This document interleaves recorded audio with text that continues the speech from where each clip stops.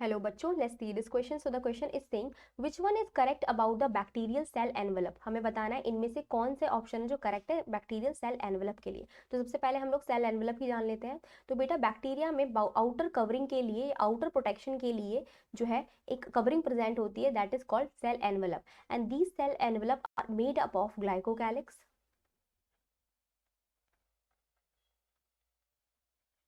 cell wall and plasma membrane.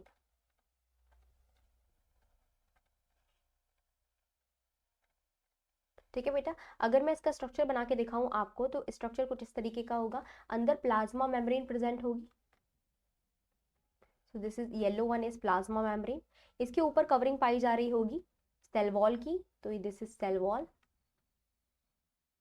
And the outermost covering is of glycocalyx. Outermost covering किसकी होगी? Glycocalyx की होगी. So this is glycocalyx.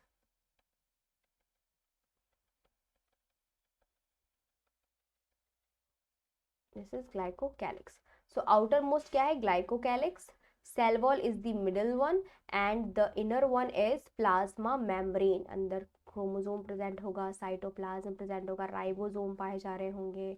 ये infolding है, it is known as mesosome. ठीक है, तो ये हमारी क्या हो गई? तीनों लेयर हो गई. और ये तीनों लेयर जो होती हैं टाइटली बाउंड होती हैं. ठीक है, तीनों की तीनों क्या होती हैं? टाइटली बाउंड होती हैं. Bound.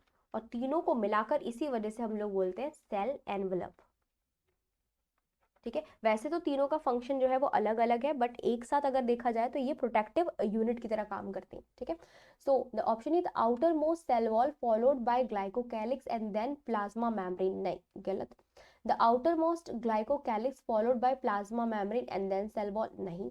The outermost glycocalyx followed by cell membrane and plasma membrane. बिल्कुल right. Outermost glycocalyx followed by cell wall and then plasma membrane. तो सी हमारा क्या हो जाएगा? करेक्ट ऑप्शन हो जाएगा. तो C is the right option.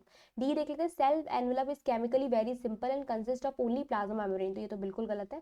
C is the right option. I hope आपको समझ में आया होगा. Best of luck.